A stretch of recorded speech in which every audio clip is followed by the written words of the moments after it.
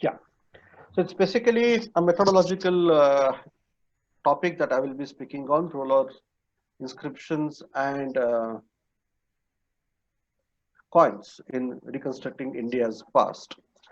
Uh, okay, just to go through it, what is epigraphy and what is numismatics? Most of you know about it, but to put it in a shell, epigraphy is the study of inscriptions and numismatics is the study of coins. You can see both an example of an inscription from the Bhaja caves in the Pune district of Maharashtra and a coin showing some kind of a deity on the coins holding a kamandalu in his hands and a symbol over here. We'll talk about them in later on. So anyway, this is just an example of an inscription and a coin. Okay. Now, the moot question is why do we study epigraphy and numismatics? What is so important about it?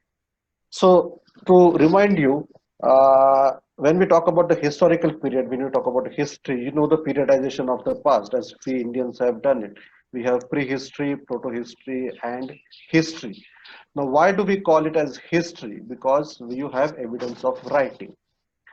And you should remember this that the beginning of writing, so to say, does not occur on a piece of paper or a piece of cloth or a piece of leather. Now, even if it did, we do not have any evidence of any written piece of cloth or leather available to us because they are basically degradable material and does not remain. What is non-degradable only remains with us, and that is the stone. So the first instance of writing happens to be on stone or on other such non-perishable material as metal. So since then you think that you consider that the begins, history of the Indian subcontinent begins. Now henceforth, when I say India, I mean Indian subcontinent, not only the modern nation state of India, but the entire SAARC countries, which show similarity in cultures and the past. Now, when we talk about the sources, they should be able to give us information about not only one aspect of the of history or one facet of history. It should basically tell us about many more facets of history.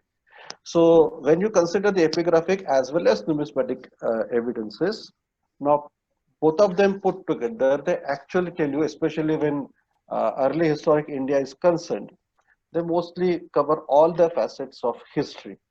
Mind you, these are the contemporary sources. When I talk about a coin of say 6th century BCE or the inscription of 2nd century BCE, their dates cannot be changed. You have textual evidence. The problem with textual evidence is the textual evidence is a non-contemporaneous, especially when it comes to the early part of the early history, say 6th century BCE or 5th century BCE, or even for that matter 3rd century BCE.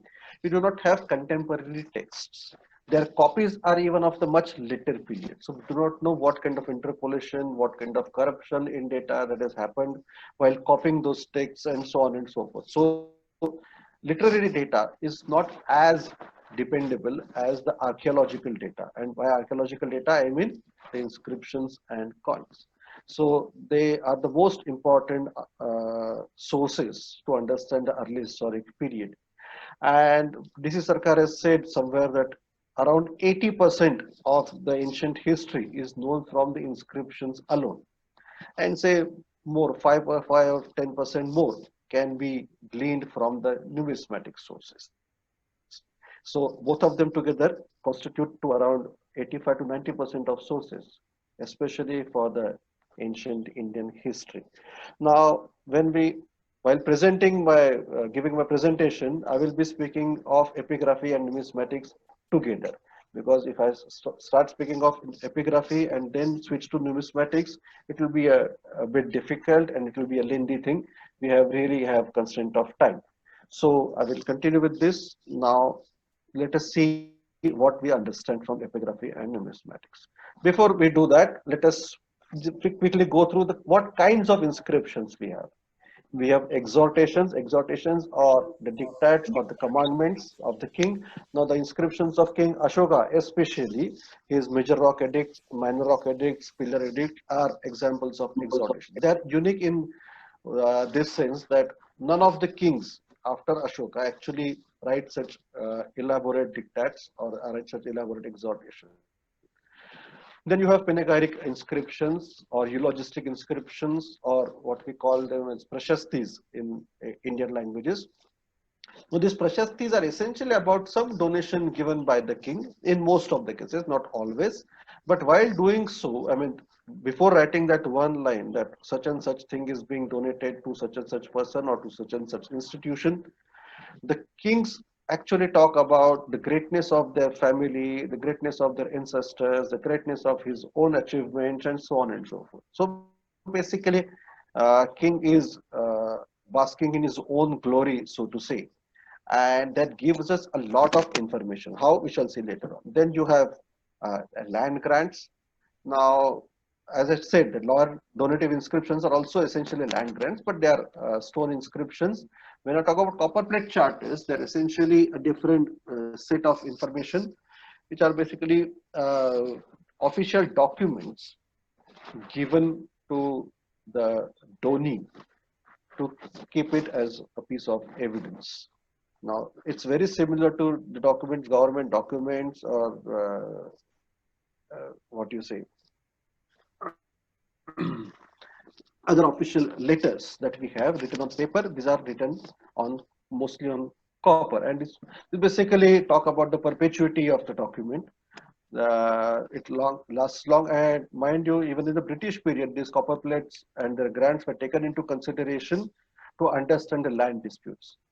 Then you have memorial inscriptions. Inscriptions written in memory of some dead hero who died defending a village or a community, or simply, erecting a samadhi kind of a thing. You have, for example, in Karnataka, you have nishidis, the samadhis of the Jain monks who underwent sanlekhana and left their mortal bodies. The inscriptions on them would be memorial, or simply, you have a tombstone that would be a memorial inscription. So similarly, in other historic periods, say for example at Bhaja, you go there, or at Bedsa in Pune district, another Buddhist monastery, you have inscriptions inscribed on the stupas, and that becomes a memorial inscription. And in addition, you have private donative inscriptions, which are basically donations and records of donations given by an individual to an establishment, be it a Buddhist monastery or a temple or any other religious or secular structure. Now, just let me tell you about the importance of these private donative inscriptions in deciphering the Brahmi script. James Prinsep, where he was deciphering, he was looking at the inscriptions from Sanchi. He came across such inscriptions, one-liners, and the last two letters were very common in almost all the inscriptions, in most of the inscriptions. And then he did some kind of an ethnographic study, which he saw that there is a tradition of giving donations to the monasteries and temples, and people write their names. And the last word is dana. And this is how he was able to decipher these two letters, the and na. And this is thanks to the donative inscriptions, private donative inscriptions. He was able to decipher these two letters. And so you understand the importance of these private donative inscriptions. In addition to this, they also give a lot of information about the person, his whereabouts, his status, and so on and so forth, and the kind of donations that he gives. Then you also have pilgrims and travelers records. Now, this tradition of writing your name on some wall is even concurrent in today's times. You see many travelers, many couples, so to say, go to some monument and write their own names over there. We call it as vandalism, but when we look at these such ancient names, we call them as records. So remember, the vandalized or the so-called vandalism that you see in caves and on temples where modern people write their names are part of the historical record. Maybe after 200, 300 years, people will start looking for such Swapnil or such, Sumita, no, and who they were and from where they came and so on and so forth. Then you have label inscriptions. Label inscriptions are essentially inscriptions which basically tell you about the person or the deity that is there, erected over there. So you have examples of such label inscriptions coming from Pattadakkal, you have inscriptions coming from Nadeghat, where a personality is identified thanks to the label inscriptions. Then you have cultic inscriptions such as some stotra or a shloka or a mantra, a bija mantra, like nowadays this bija mantra of Tibetan Buddhism, Om Mani Padme Hum, is very popular. You see them on bikes, you see them hanging on their doors and so on and so forth. But this, there was a tradition, there is still a tradition to get this mantra inscribed and offer it to the deity. So you have such cultic inscriptions coming. Another example of cultic inscriptions would be, I mean, though it's a political example, but that happened in modern India some years back. The entire Ramashila Pujan ceremony of organized by the Vishwa Hindu Parishad, where all the bricks were inscribed with the name Sri Ram, also technically is a cultic inscription because all of them talk about this deity called Ram. So this is becomes a cultic inscription. Then you have literary inscription, pieces of literature, part of some natak or some poetry is actually written on inscription in are inscribed on some walls. So they are also part of this. And one more important type of inscription is seals and sealings, the official seals and sealings of the donors or the kings or the queens and so on and so forth. Apart from that, there are some miscellaneous inscriptions, some letters inscribed here and there, say some administrative inscriptions, say for example, Masthan Gad or Sogod copper plate would be administrative inscriptions as such. So they all fall into the category of miscellaneous inscriptions. So these many types of inscriptions, can you imagine what kind of data they must be giving us?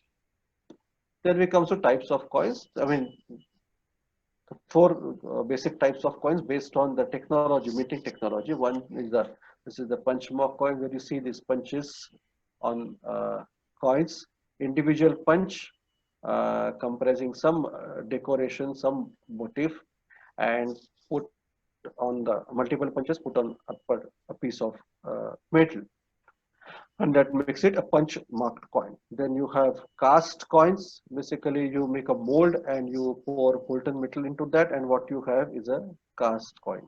So there are some early uninscribed cast copper coins. There are cast coins of the Yodhayas and so on and so forth. The problem with this technique, or the interesting thing about this technique, is very easily that can be forged. So you can prepare a cast and you can have cast coins minted at home. Then you have die struck coins. In principle, the technique is the same. You have one punch, one small punch, and you have multiple punches in case of punch mark coins, whereas you have one single punch for all the motifs, be it a beaded border or depiction of the elephant or the bell in his neck, all these motifs, or the inscription or the legend and the motif over here, they're all part of the same die. And you have two dies, the hammer die and the anvil die. So placed on top of each other, you put a piece of metal in it and you punch it, you strike it, and you have a complete coin. So modern coins are basically manufactured by this technique. Then you have this repoussé technique. You can see here, you can see the positive side of here, and you can see some the negative side. So they basically a kind of embossing done on the coin. So as a result, on obverse you have letters jetting out of the metal, and here you see all the metal gone inside. So this is negative, and this is positive. So you have coins of the Sharabapuriya, there are some coins of the Guptas manufactured in this technique. Now, the significance of this, what sorts of histories that we understand. So I shall be taking some examples, I'll be talking about some examples, and then you can we can discuss this example. So then you have now the political history, one of the most important aspects of history. Now, how do epigraphic sources help?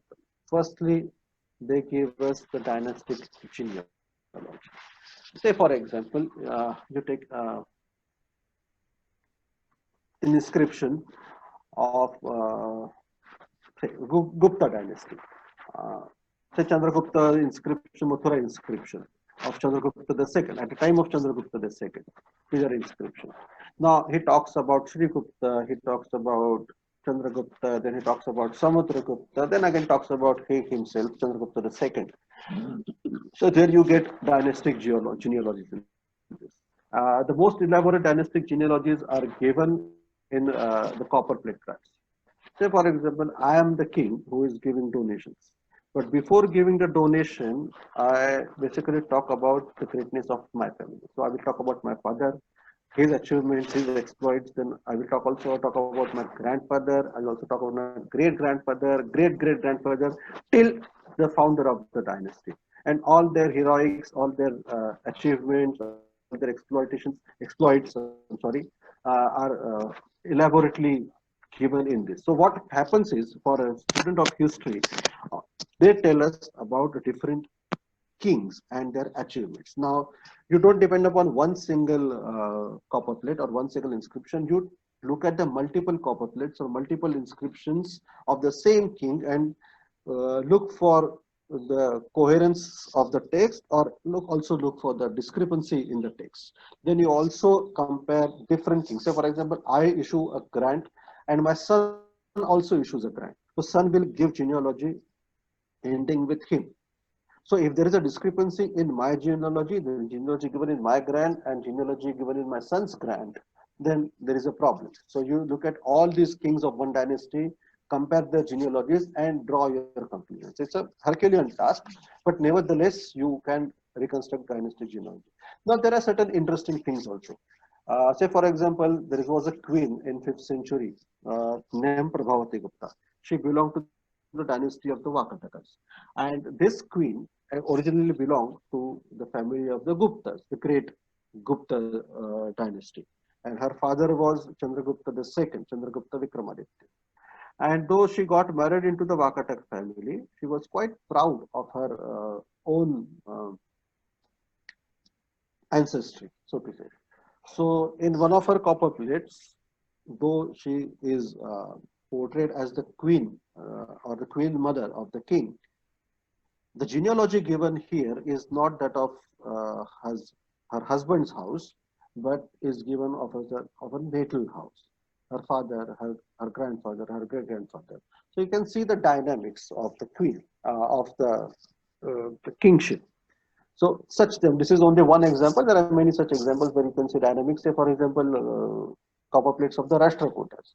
In many of the cases, you do not find some kind of coherence in the genealogy list, king list given by these the kings of the Rashtrakutas. So it becomes a Herculean task to reconstruct the history of these people.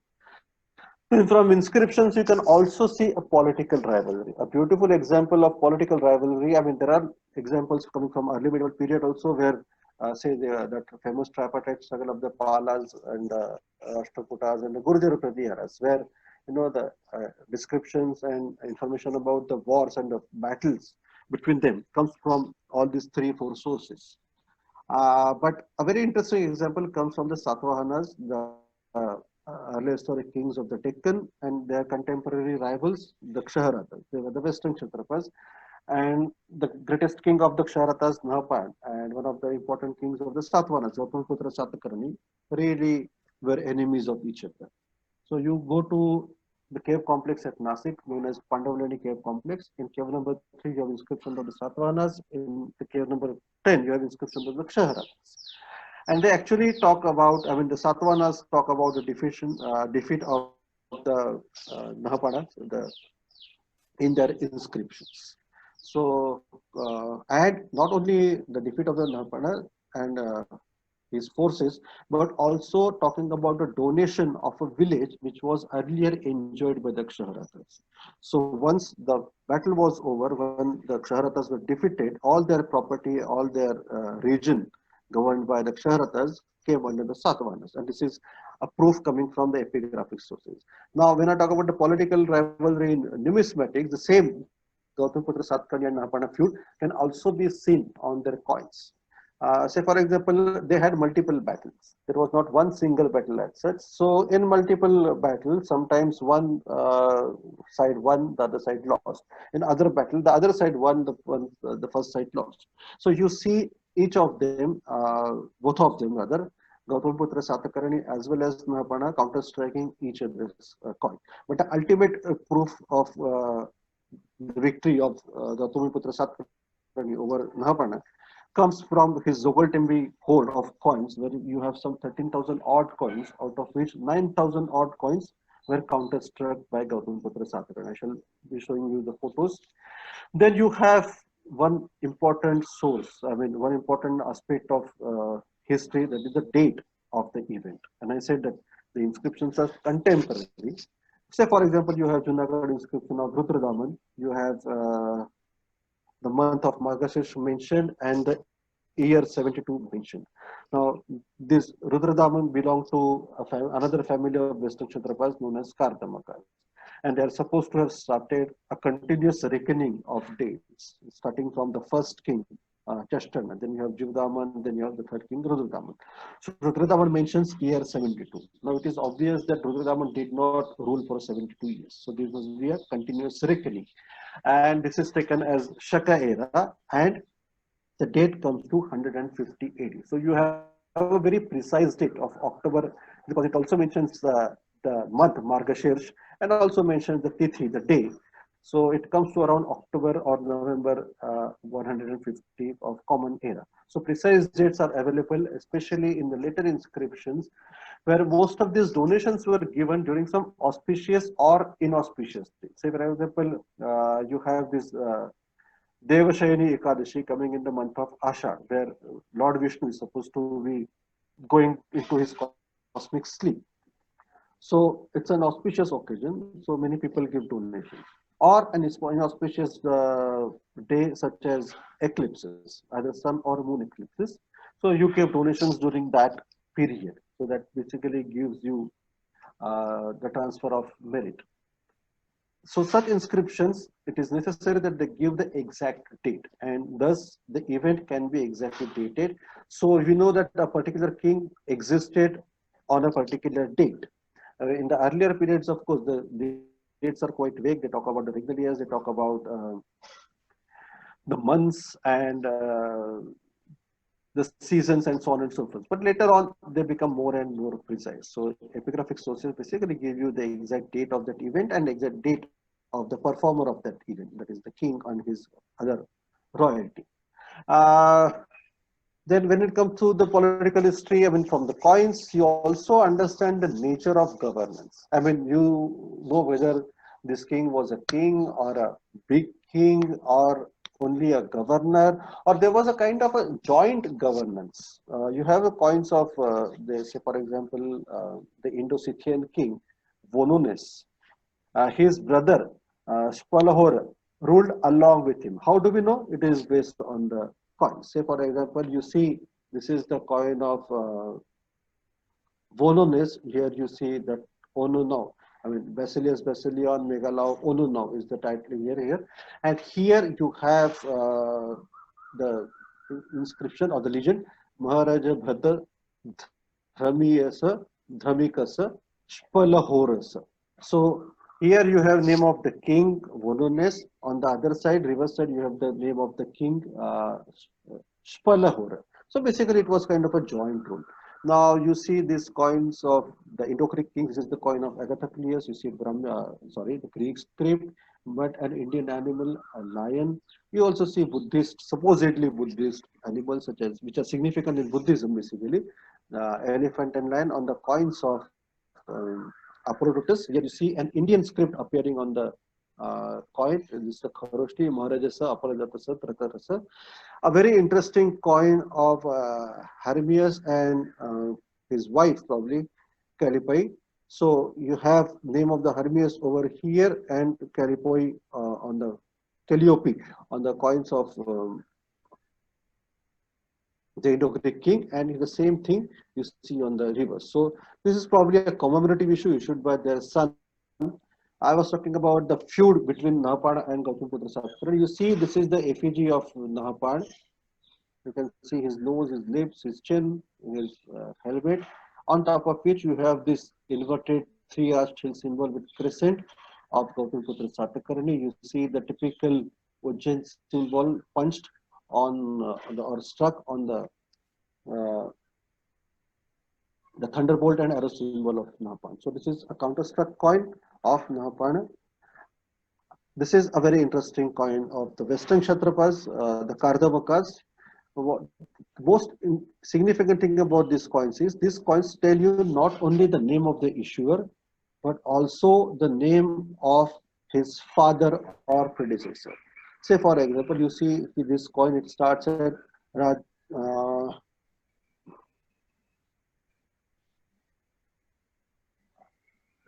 yeah, Rajyo Mahakshatrapasa Rudradamna Putrasa Rajyo Mahakshatrapasa Rudrasinghasa. So you have the son of the king Rudradaman, the great Mahakshat, the great Kshatrap or Mahakshatrap, and his son Rudrasingha, who is also Mahakshatrap. Now Rudrasingha the first also started another important thing. You see some design over here. This is actually the date of the issue of the coin. So this is 100, 10, and 9. So it is basically 119 Shaka era. So you add 178 to it, and you get the date of say 197 CE.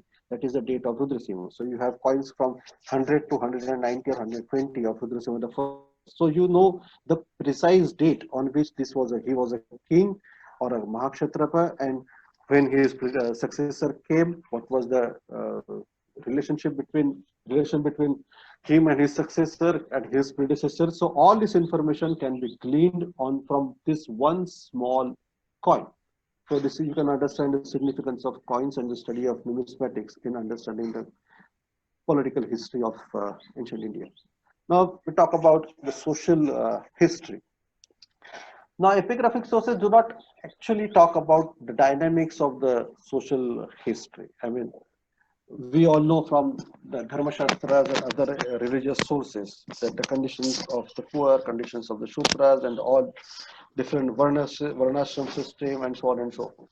This is somehow reflected in epigraphic sources. Say, for example, when you look at the early historic inscriptions of guilds. Now, what are guilds? Guilds are essentially occupation-based communities.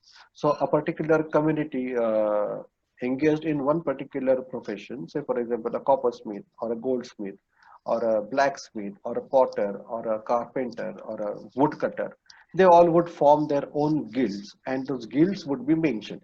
I believe these guilds only later on got transferred into the occupation-based caste systems, especially in Deccan. So at Junnar, if you go, you have so many. Junnar is another monastic complex in the Pune district of Maharashtra. You have names of guilds such as the uh, Heranika or the goldsmith, or the Kasyakara or the coppersmith, or Lankudiya or the woodcutters or carpenters. There's a very interesting guild of the grocers, Dhanyakas, mentioned in the Junnar inscriptions. And when you see, look at the copper plate grants, you see interesting information. These copper plate grants are mostly the grants or the lands were granted to the Brahmins, and name of a particular Brahmin or a group of Brahmins along with their gotras are mentioned in this inscription. So you see a lot of information about the Brahmin caste coming from these copper plate inscriptions. Then you can also study gender from inscriptions, especially inscriptions of women, and what kind of gender discrepancy you see in this inscription. I'll give you my own example. We were studying inscriptions from the Carline caves, and there are inscriptions on each. I mean, the cave is filled with inscriptions. Each pillar has one inscription. Plus, there are inscriptions in veranda, there are inscriptions on ceiling. Everywhere you have inscriptions. There are inscriptions of kings, there are inscriptions of individual donors, male as well as female donors. When we compared the inscriptions of male donors to female donors, we came to know, we realized that the inscriptions of female donors are essentially carved in a very shallow characters, whereas inscriptions of male donors are inscribed in very deep characters. very prominent, bold characters. Secondly, the inscriptions of women are somewhat hidden, so to say. I mean, they cannot be found very easily, whereas male inscriptions are very apparent there. So, such discrepancy can be seen. Then I deciphered a sealing of Prabhavati Gupta, and a paper of the same is in press. So there also you see the dynamics of Prabhavati Gupta, the honorific Shri used in front of her name, whereas in the copper plates you do not see this honorific Shri in front of her name. So what could be the reason, and so on and so forth. So such minute nuances of the gender dynamics can also be seen and gleaned through inscriptions. Now, when it comes to numismatic sources, they not divulge much information about social history. So it's not that both sources will give all aspects of history, give information about all facets of history. So basically, epigraphic sources dominate in this scenario. There are not many numismatic sources. At least I am not aware of this numismatic sources which talk about social history. Of course, there are certain coins of guilds coming from Takshila, having written the word Negama on their coins. We shall be seeing one such example of this coin. Negama means a guild, or so you know that the coins were minted not only or issued not only by the kings or the royal authority, but also the mercantile authority. So such things can be seen through coins. Then we talk about economic history. As I told you, when there is mention of guilds in sources, so many different guilds are mentioned. Then complex economic transactions are also recorded in economic history, especially these Buddhist monasteries. You see something called a permanent endowment. So a corpus fund was probably collected for the upkeep of the monastery. So you have a word like Akshaya Nivi, which means a permanent endowment given to that particular monastery. Now, a very complex economic transaction can be seen from the the Nasik cave inscription of Ushavadatta, the son-in-law of Nahapad, where you have a permanent endowment given by Ushavadatta, the son-in-law of Nahapad, to a particular monastery and Nasik cave complex. But it was not a direct donation. What he did was he invested certain amount in the daily business of the Weavers Guild. Now here you see the Weavers Guild is also mentioned, and whatever profit they incurred, certain percentage of the profit of the investment would go into the daily upkeep of the monastery, and certain percent would go for the charity activities of the monastery. So this is how the economic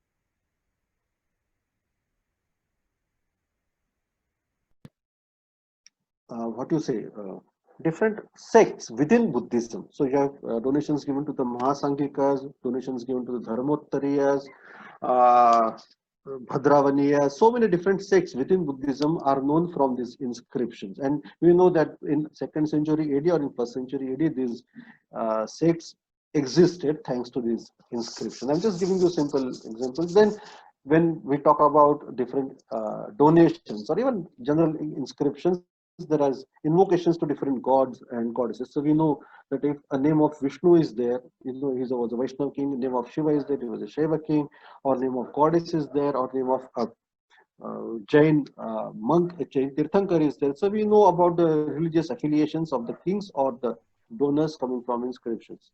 Then you have on coins different effigies of deities, be it Greek deities, Persian deities, and you know the choice of deities also depended. Now this choice of deities is slightly tricky.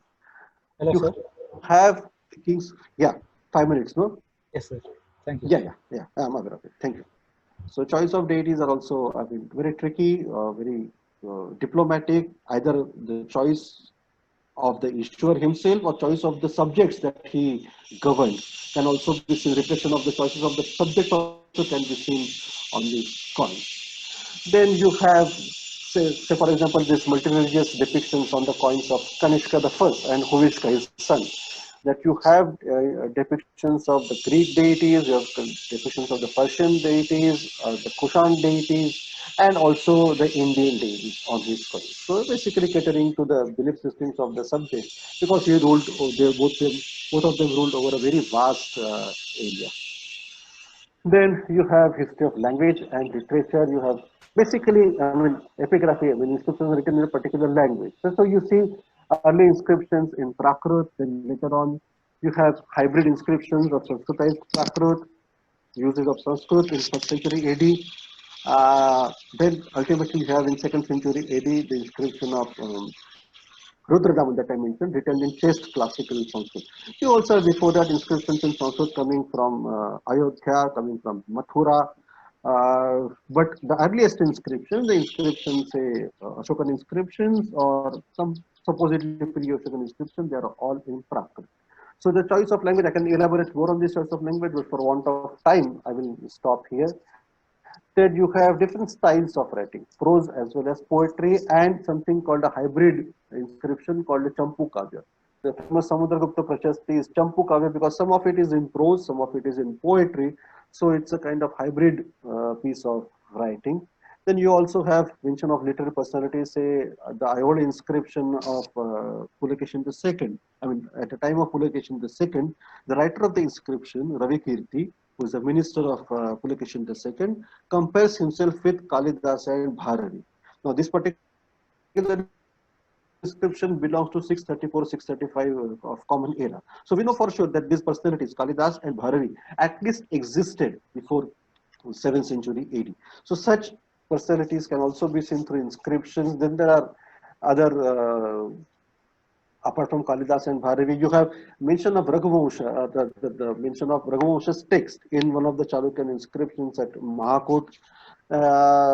Bana's prose or Bana's poetry also is reflected in many inscriptions.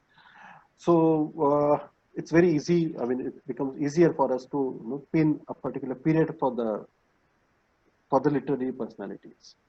Now, when it comes to numismatic sources, you do not have much evidence of literature, but apart from use of language, say for example, the earliest ones didn't have any language. When it came to the Greek kings, they used initially Greek language, but they again later on used Prakrit as well as Greek on their coinage. And later on, when you come to, I mean, we see the the coins of Kanishka the First, his early gold coins have legends in Greek, but his later coins have legend in Bactrian, his own Kushan language. Then you have Guptas using just Sanskrit on their language. So such journey of language and the choice of language on part of the royalty can also be seen through language. So I think with this, I'll just show you some examples of inscriptions. This is the inscription on the left. You have inscription first, general rock edict of major rock edict of Ashoka, which basically an exhortation. Why we call it exhortation? Because he basically gives commands. Say for example, here he mentions that Nacha Samajo Katavyo, or yeah, no animal should be killed. Uh, Here it is written, Idana Kinchi Jivam Aradhitpa Prajohitavyam Nacha Samajo Katavya. So he just basically tells you, gives you, orders you that no festival should be performed or no animal should be killed or sacrificed. So this is a typical example of exhortations.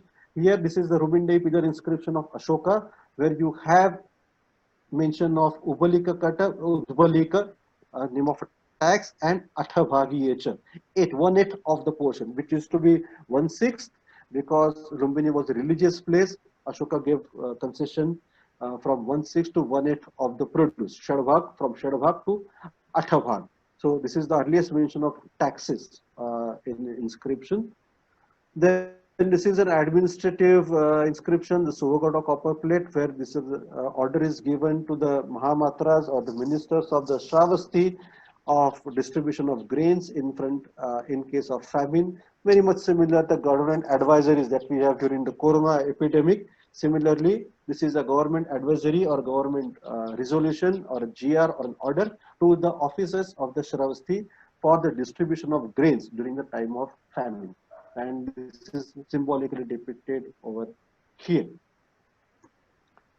Then this is the famous Garuda Dhwaja pillar inscription of Heliodorus, which talks about Deva Devasa Vasudeva. So this is the pillar. This is a student of mine reading the inscription, and this is the estampage of the inscription, where you have the words like here it is Deva Devasa Vasudevasa, and so Garuda Dhwaja Ayam, and so on and so forth. So the Indo-Greek emissary Heliodorus becoming a Vaishnava and following, not Vaishnava so to say, but following Vasudevism, the hero worship cult of the Vrishnis. And another example of this Vasudeva and Sankarshana comes from Naneghat. This is Naneghat. This is the cave at Naneghat. And here you have word like Sankarsana Vasudevanam. Over here, oblations are paid to him. Obeisance paid to Vasudeva and Sankarsana. So the cult of Vasudeva and Sankarsana was quite popular in early historic India, not only among the Indo-Greeks or the Greeks, but also in Deccan, kings of Deccan. And here you see a very interesting number. This is the number of 289, which is a square of 17. Now, in the sacrifice of Vajpayee, you see the grains or the things were used in the multiples of 17. So the mention of this number 289 basically tells you the Vajpayee sacrifice was performed by King Sri Satakarni and his wife Naganika. So many such examples are there. This is an example of memorial. This is a memorial stupa gallery at Bhaja, and this is one of the inscriptions of memorials of a Buddhist monk mentioned over here, and is the word Thupo mentioned over here. So it tells us about who the stupa belonged to, or in whose memory the stupa was erected. So this is a memorial inscription. Then we come to some coins. You see this coin coming from post-Mauryan period, the local Central Asian coin, Central Indian coin, with so-called Ujjain symbol over here. And this is an effigy of Pashupata founder Lakulisha.